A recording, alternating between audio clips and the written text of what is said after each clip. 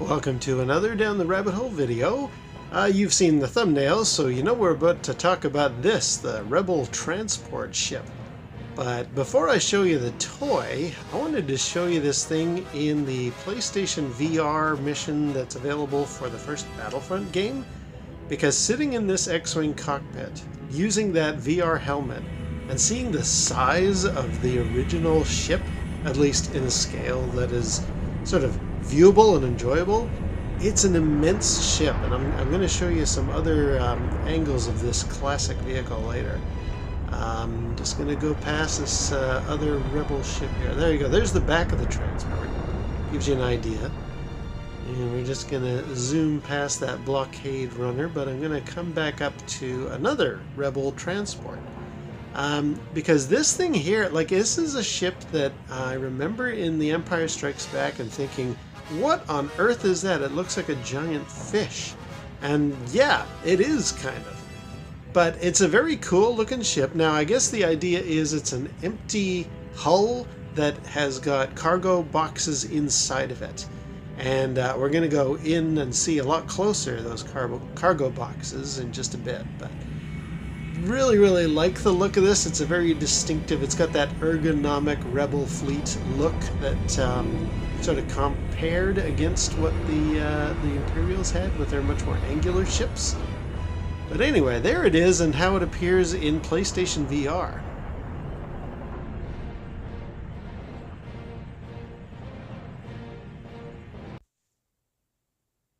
And now here in comparison is the toy. I've had to position the camera pretty far back because here's my hand.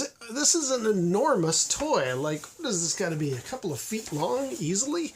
It doesn't fit very conveniently into the frame, but this is the Rebel transport, and there's the box for it back there.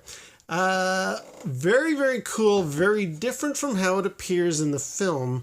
But I really like this. Like, what I think I got this on a whim. I think it was one of the last vehicles I ever bought for my collection.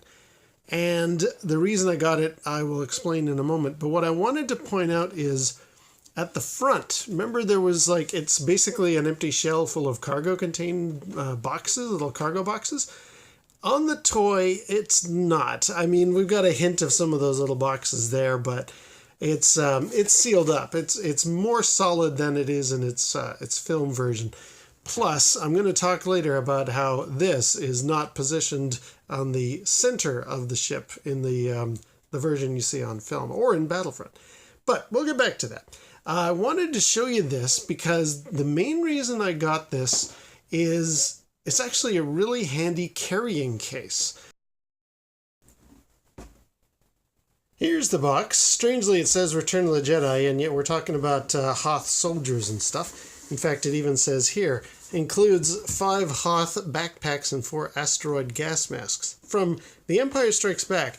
Not Return of the Jedi. The vehicle appears in Return of the Jedi, but this was around the era where I think they were getting rid of or changing the art styling so that it's not necessarily associated with the second film. Now it's associated with the third film. Interesting to note, for my UK viewers, this is actually not Kenner, this is Palitoy. So yeah, I got this when I moved to Britain. And I believe, is there a price tag anywhere here? Don't see a price tag, but I think they were getting rid of it because it was at that point where Star Wars just wasn't as collectible as it used to be. Now here's the interesting thing. As you can see in the artwork, and I'll show you this in a second, you open the lid off and you can place a whole bunch of figures in there. Up to remove top to provide access to crew chamber. We've got a couple of playable elements here. Even you've got a little hatch that you can put people in. All right, so that's the box. Now let's show you this stuff for real on the actual toy.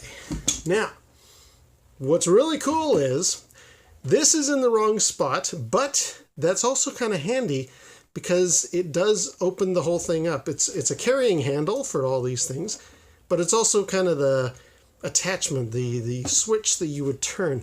Before I do, though, I like the fact that they actually added the ability to pop open sections here. And you can see there's the command ship where the captain and his crew can sit. That's kind of neat. In fact, I'll leave that off. And in the back, this section also is removable, if I can do it. There we go. And in here, what you can do, you've got a couple of guns with a little chair there for a dude to sit in, so he can be firing his weapons out of the back of the troop transport. Basically, to give it a bit of playability, so the kids can use this as not just something to be carrying stuff around in, but also as a proper vehicle with armaments on it. Landing gear is kind of molded in place. You can't do much about that, but that's fine. Now, let me actually pop it open and show you what's inside. I haven't actually looked inside this thing for years. I think I see there's a bag, but I don't even know what's in here.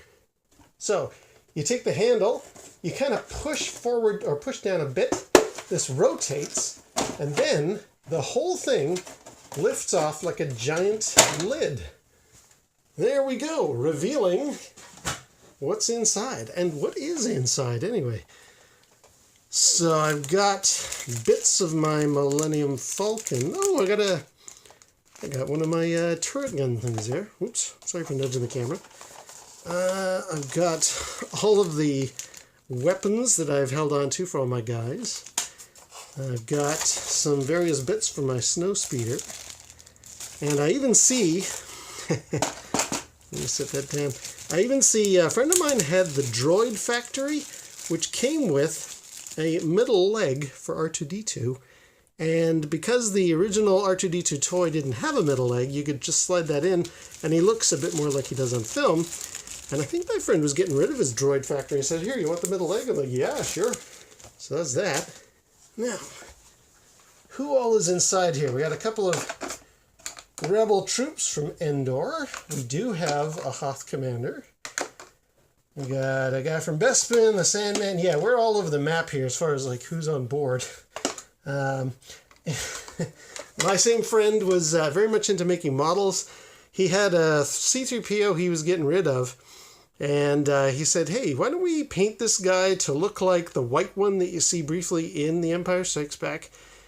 So we just painted him white, and he needs a couple of dots on his chest to make him movie accurate, but there you go. That's who that is. That's why that's there.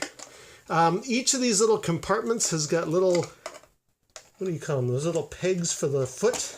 There you go. So that guy can stand there. Gonna make our rebel troop stand here, if I can see. Maybe. Not quite. More junk. I got some of Yoda's snakes and some of those backpacks we talked about. Yeah, all my accessories, I basically put them all in here. There is an Imperial shuttle.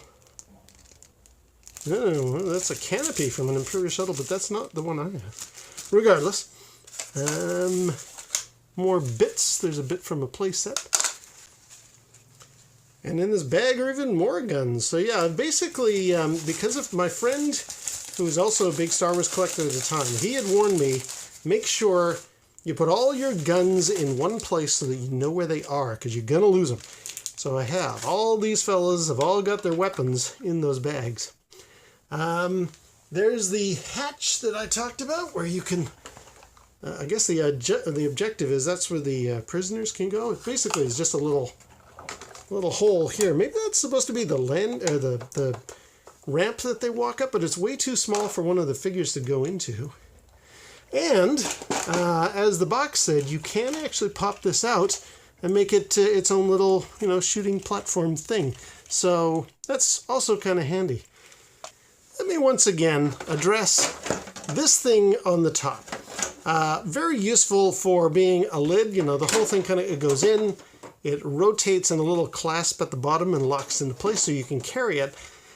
But this is not how that actual little, I think it's supposed to be an escape pod or something. That's not how it is in the game or in the film. And luckily, I can show you that. So here we are on Tatooine in Battlefront, and lo and behold, there's the troop transport. This is the same model we were flying around earlier in the X-Wing, but now landed on the ground with a bunch of pieces all sticking around here. I guess it's the idea that the rebels have landed, one of which I'm playing, getting shot at by stormtroopers. But here's a troop transport fully landed with various parts of its cargo all out and about for people to access. And of course the Empire is attacked. Let's go up on the roof here, which is kind of cool. You know, we've just seen it in toy form. Now you get an idea of what the scale should be compared to a full-on rebel trooper. And if I go way back here, here's that thing that is used as kind of like a lid for, or a handle for the toy. It's way at the back of the ship, and as you can see, like compared to my trooper here, it's not terribly big. I think it would hold one, maybe two people in a very cozy scenario, and that's about it. So, and again, very much at the back of the vehicle, like, and that's as per the model used in the original film. That thing, that little escape pod device or command center, whatever that's supposed to be, is way back there. Let's just take these guys out. Oh, he's gonna get. But yeah, you get an idea here of just how large this vehicle is supposed to be. And although the toy is by no means anywhere near the size, it's a pretty impressive toy nonetheless.